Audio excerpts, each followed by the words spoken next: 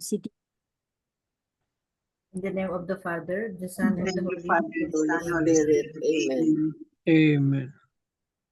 Come, Holy Spirit, fill the heart of your faithful, and enkindle in them the fire of your divine love. Send forth your Spirit, and they shall be created, and you shall renew the face of the earth. O God, who by the light of the Holy Spirit did instruct the hearts of the faithful, grant us by the same Holy Spirit to realize what is right and just, always to rejoice in his consolation through Christ our Lord. Amen. Amen. Amen. Reading from the Holy Gospel according to Luke. Glory Glory to you, O Lord. Jesus journeyed to a city called Nain, and his disciples and a large crowd accompanied him. As he drew near to the gate of the city, a man who had died was being carried out, the only son of his mother, and she was a widow. A large crowd from the city was with her. When the Lord saw her, he was moved with pity for her and said to her, "Do not weep." He stepped forward and touched the coffin. At this the bearer halted, and he said, "Young man, I tell you, arise." The dead man sat up and began to speak, and Jesus gave him to his mother. Fear seized them all, and they glorified God, exclaiming, "A great prophet has arisen in our midst, and God has visited his people." This report about him spread through the whole of Judea and in all the surrounding region. The Gospel of the Lord. Praise to Praise you, to you, Lord Lord Jesus Jesus Christ. The 3 pointers. Please go ahead, Tita Grace. The 3 pointers. Number 1. Into this gospel, Jesus' compassion for the widow's only son shows that our Lord's love for us is very personal. Number 2. Our Lord's relationship with us is not simply a giver of what we need in life, but one that belongs to develop an intimate relationship with us. Number 3. In this practice of my faith, contributing to this personal relationship with the Lord, ponder on this and speak to the Lord from your heart. Amen. Amen. Thank you very much, Tita Grace. So today's gospel, Jesus is showing his compassion, the compassionate Jesus. He has special compassion on the widow, no, and the vulnerable, no, child, and the widows. Because when during the time, no, biblical time, when a woman becomes a widow, she depends on the son. She becomes dependent on the son. This widow, the son died. So when Jesus saw them, no, Jesus was full of compassion. So there are 3 things dito na nagipakita na Jesus was showing us, no. His compassionate heart, his compassion towards the vulnerable, and the power, the divine power of Jesus over death. Yun, ang 3 messages according to one homilies. These are the 3 lessons we learned from this gospel. Tito Mans, you have something? Marino Das Marinas reflection. Yeah. Oh, let's listen. Very, very nice. Imagine the sorrow, loneliness, and deep sense of hopelessness felt by the widow whose son was about to be buried. Her husband had died, and now her only son, the last source of her comfort, was gone. Truly, loneliness and despair surrounded her like a very dark cloud. But then came an unexpected encounter with Jesus as he entered a town called Nain. When Jesus saw her, he approached her with compassion and said, "Do not weep." And in that moment of divine mercy, he raised her dead son back to life. What was once grief and emptiness was suddenly transformed into joy, hope, and renewed life because Jesus entered her life. Like this widow, we also go through seasons of loneliness, emptiness, and discouragement. There are times we feel as though no one cares about our struggles, yet we must remember someone always cares. That someone is none other than Jesus, who never abandons us. He is our faithful companion, our comfort, and our source of unshakable hope.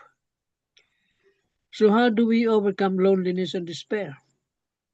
By seeking an encounter with Jesus through the Holy Mass, through our daily prayers, and through immersing ourselves in His Word in the Holy Bible. Every encounter with Jesus breathes new life into our weary hearts and restores our joy. Do you allow Jesus to step in into your story of sorrow, despair, and hopelessness, just as He did with the widow of Nain? Will you welcome Him into your life today and let Him turn your emptiness into joy, your despair into hope, and your tears into gladness? Amen. Amen.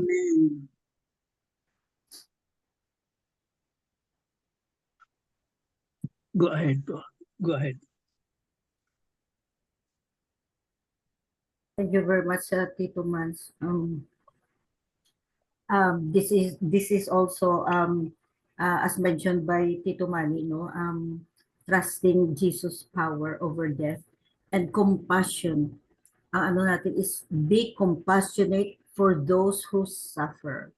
And then when faced with our own sufferings, if we look back during our sufferings, did we trust Jesus? Did we pray for him? Did we trust him to comfort us? Did we trust him? Did we trust him enough? I think yes. Most of us siguro yes, during our sufferings, during our trials. Amen. Amen. Tita Sabet or Tita Helen? Ita sabihin, no? Good evening. Good evening, everyone. Dako ay ako'y nabasahan a very siya. The gospel for today is about the widow. But at that time, during the time of Jesus, iba women are not allowed to work, so I cannot imagine the widow was no more, the husband is not around, and then ang son, the only hope for her, na for the family, for the family to still have continue living, and then namatay ang son. So yun, very touching, and Jesus is asking her not to weep, not to weep. So then the miracles, the son was risen. So meron akong friend, best friend ko siya, classmate ko ng college. Her son died at age 24, and a medical student in Manila, but Wow. very tragic kind of death due to skydiving accident. So yun, my friend, really, that was very tragic, and parang for so many years siya nag very sad niya, mourning. And then yun lang ang it's very hard to unfathomable, no?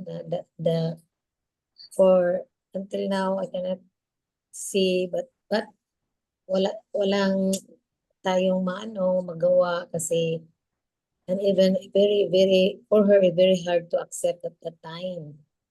So when this coming October is the death anniversary, she will always in her Facebook, she will always tell that she has already a doctor in heaven kasi medical student yun. At this time, if buhay pa siya, for sure na siya consult at the age of 38, no? 38 na siya ngayon. Sana. Yun lang I cannot in her place, no, the mother lost her son, the entire family and even me, very close to her is we cannot really ask God why that happened, but all we have to do, or me, I always comfort her na God has a reason why that happened. So siya ngayon is little by little na-accept na niya. And sabi ko, mayroon pang dalawang anak, no? Tatlo. But when I visited her house, no, in somewhere in Labangon and also in Manila, you can see everywhere the picture of her son.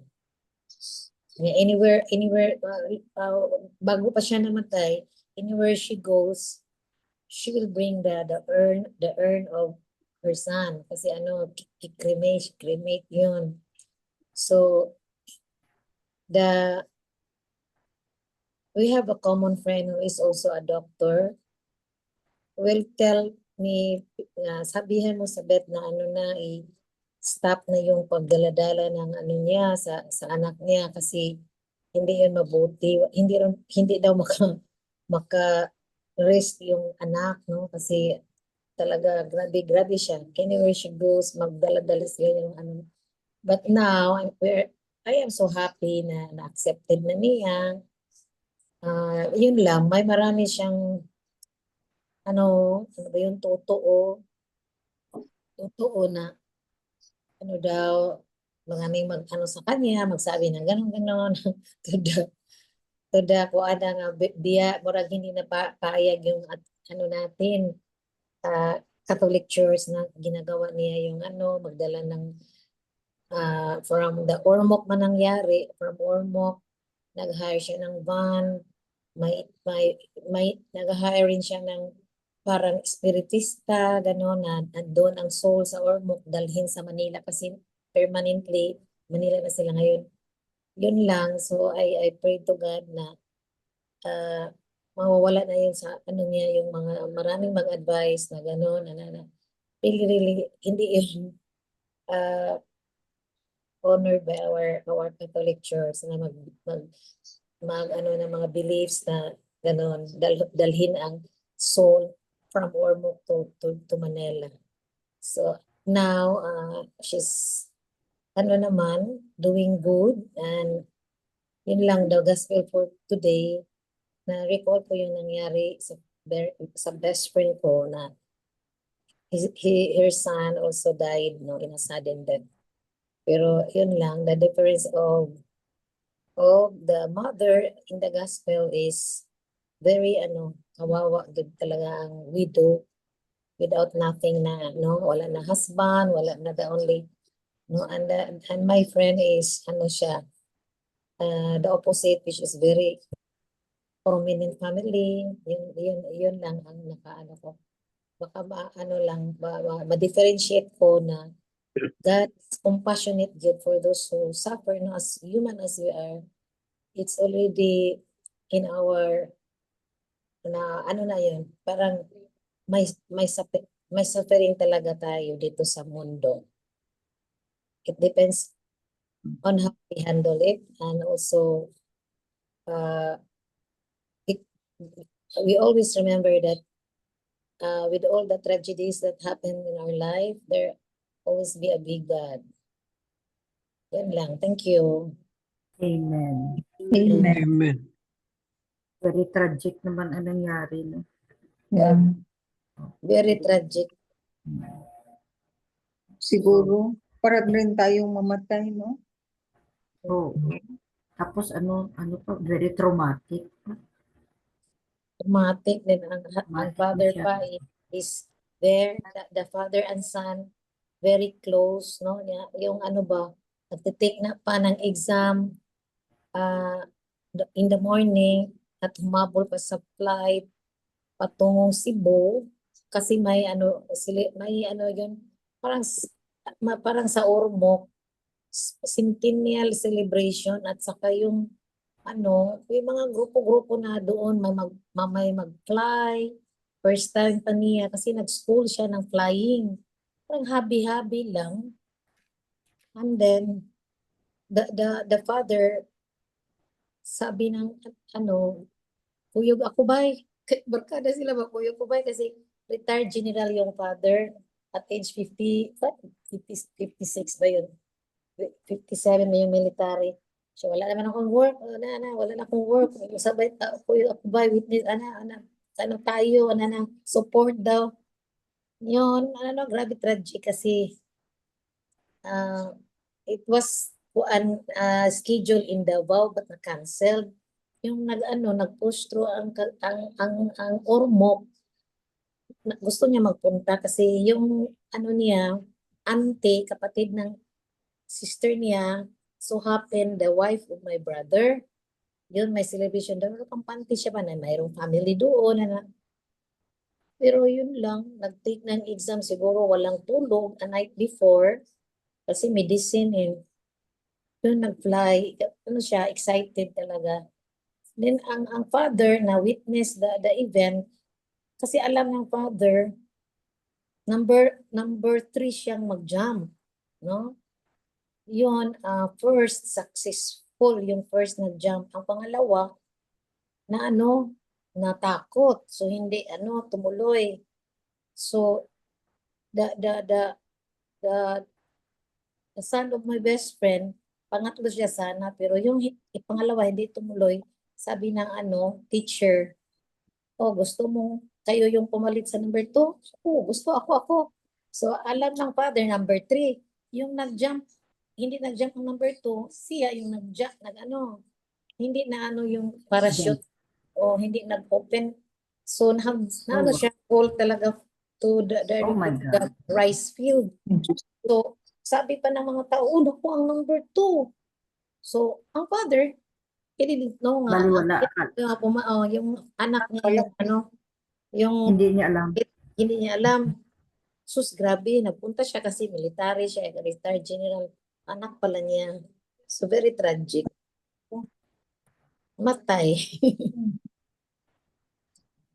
So, Very lahat tayo, no? So, if we look back, no, lahat tayo may mga tragedy din sa buhay tragic natin. yun, oo. Different shape, different form, different intensity. Mm-mm. But Different we have time. to, Different. so it depends, no, how we handle Yes. our tragedy. But Like, it is oo. really, talagang Pero when you, magdagaan ang oo, kung and may then when you, acceptance ka. then when you, the week was here in Cebu.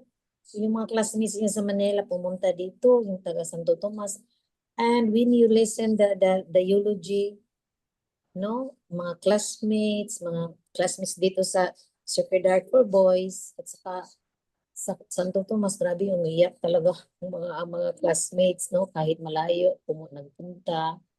And the same na he is very good, no, very mabait na tao, mabait talaga, parang ano gid siya kanang love by his peers and classmates. Yun siguro.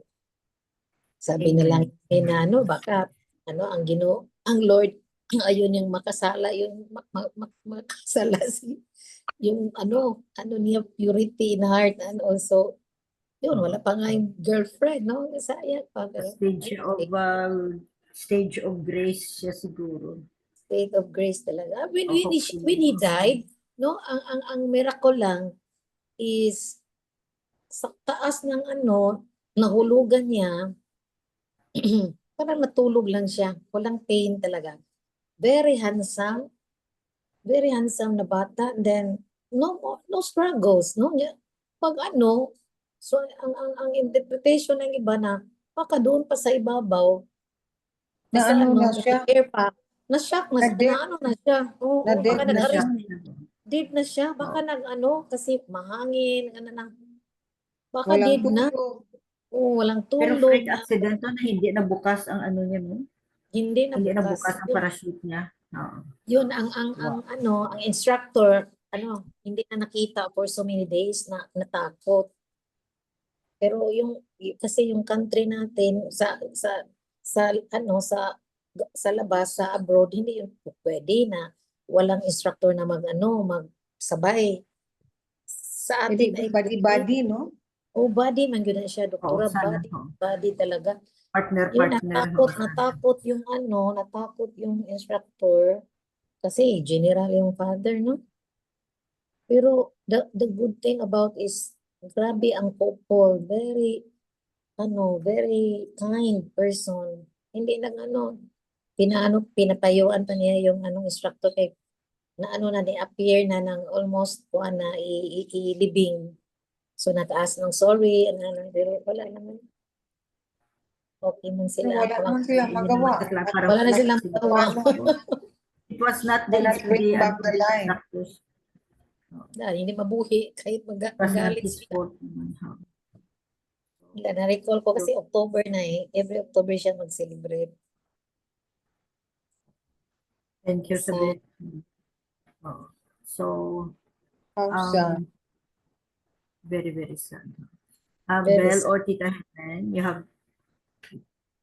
do you have something, Tita Helen? I know may tragedy din nag-happen sa life mo noon. And then, naka-cope up ka because of your prayers. No? Yes, that was over. Si Tito Doc Benang. Kasi this time, my other hand is with nanay. Holding hands na naman. Hindi ako Holding hands naman. tayo. Ay. I cannot, You're so cute. Inseparable. kaya tahimik lang ako. Sorry, I will just listen. Cannot po, Tita Doc. Nanay needs you more. Yes, So, Held hands. holding hands. please go ahead, Tita Belle. I will deviate from Father Tito because the reflections of Tito Man's almost the same as Father Tito. So I will read to you the Catholic scripture reading reflection. So in today's gospel reading, Jesus raises the son of the widow in Nain. The scene shows us not only his divine power over life and death, but also his deep compassion. The widow had already lost her husband, and with the death of her only son, she faced total loneliness and helplessness. Seeing her pain, Jesus was moved with pity and gave her son back to her. And Father Tito said, in several reflections or documentaries also regarding this gospel, they said that actually the son did not die yet, was still alive daw, was scientifically alive, although they did not delve into the explanation, but actually the son was still alive. That's why Jesus was so quick in raising him back, in quotation, but for me, the son is really dead, no?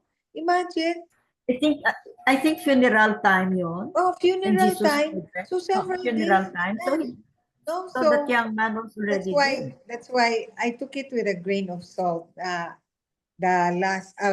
statement of ano uh, the other documentaries. No? So by raising the dead man, Jesus revealed that he is Lord of life. But more than performing a miracle, he showed that his mission is to bring hope to the hopeless and life to the broken. He wanted the people to see that God's love is not distant. It enters into human suffering and transforms it. Because the definition of compassion is going into the struggles, to the chaos of the life of a person. So this miracle also foreshadows his own resurrection. It reminds us that Jesus has the power to overcome death and that in him we too are given new life.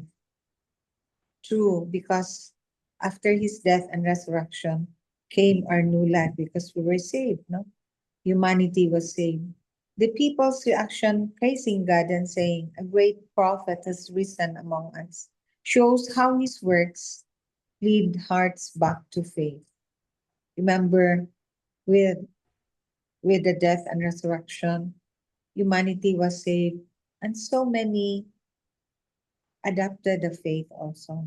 So Jesus made it that way, not just to perform a wonder, but to reveal his compassion, his authority over death, and his promise of new life for all who believe. So I was really struck by this also. No? Although Father Tito's 3 points was about his compassion, his empathy, his pity for the widow. So he brought back to life the dearly beloved son. Then the depth of Jesus' compassion and the quality of the compassion of Jesus and the wisdom and the prudence of Jesus. All the qualities that the Lord has, that he will never abandon us in all our struggles, in all our tribulations. I also had a best friend who has the same story as yours, Sabit. And it was just like only it happened in the sea. Parang ano sila ba, Scuba diving. skydiving. Then, I don't know what happened. Maybe the rope broke or what, basta the sun fell on the rocks, which caused his death also. And you can just imagine the devastation, the grief, the sorrow that the parents underwent because of the death. So it took them so many years also to recover from the grief. I can also understand. I even said, if I were in a parent's shoes, maybe I will die also. I will die of heart attack. I will die of cardiomyopathy. I will also die because of the sadness and the grief, no? So you can just imagine the grief of the widow being helpless, being lost, no husband, then the son died. So you can just imagine also the grief and how it touched Jesus, how it touched his compassion and his empathy, his heart, which made him brought to life the dead son. Amen. Amen. May kilala din ako no na years ago no kumare na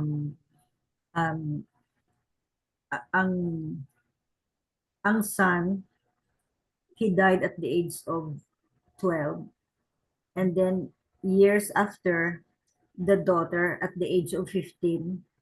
Oh my God. Tapos ang asawa, ang husband namatay 1 year after the daughter passed away.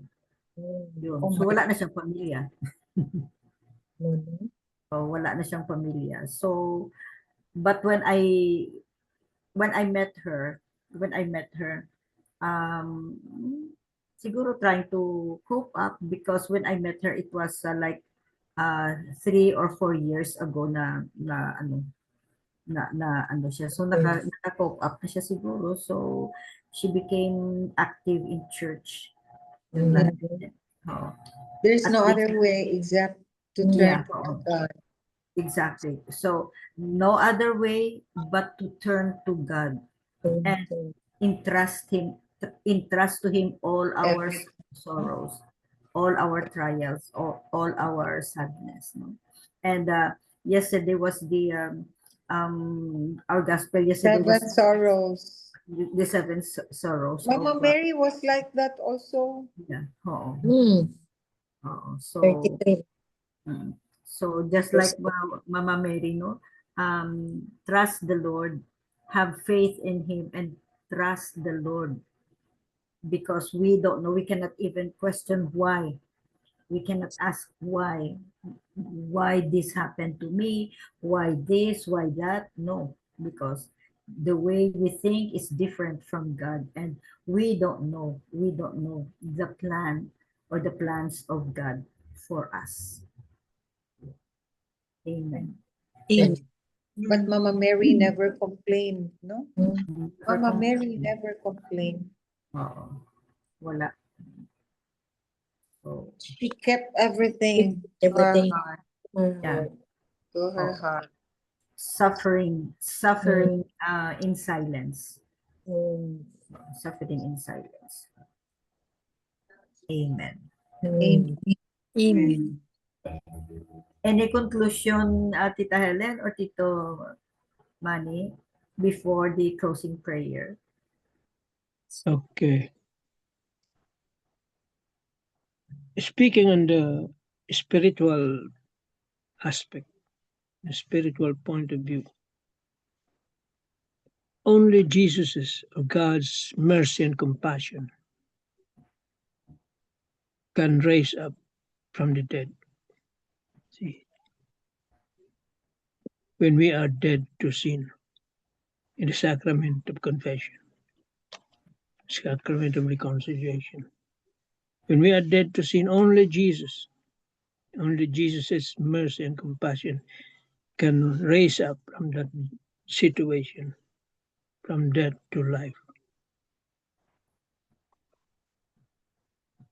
Amen. Amen. Amen. Thank you very much, Tito Mans. So I think that ends our gospel and reflections and sharing for today. May we always have this strength, no, and strong faith, more strength and more trusting to face whatever trials we will be facing, by praying and entrusting to Jesus everything. Trust Him. Don't ask why. Just trust Him, because He knows better what is good for us. Amen. Amen. Amen. Thank you, Belen. Yes. Lord God, thank you for your abundant love and care. Fill us with your wisdom and compassion for others. May you bless us with your never-ending love. In Jesus' name, amen. Amen. Amen. And all together, please. Glory be to Glory the be Be Father, to the Father, Father, and and to the to the Son, Holy and to the Spirit, Holy as it Spirit, was in the as it was beginning, in the in the beginning, beginning, now, now and ever, shall ever be shall world be, without world end. without Amen. end. Amen. in the In name the of name the of the Thank Father. you, Father, Father, the and Son, and of the of Holy the Spirit. Spirit. Amen. Amen. Thank you all. Thank you very Thank much. you. Thank you. Good Good night. night. Bye. Bye bye.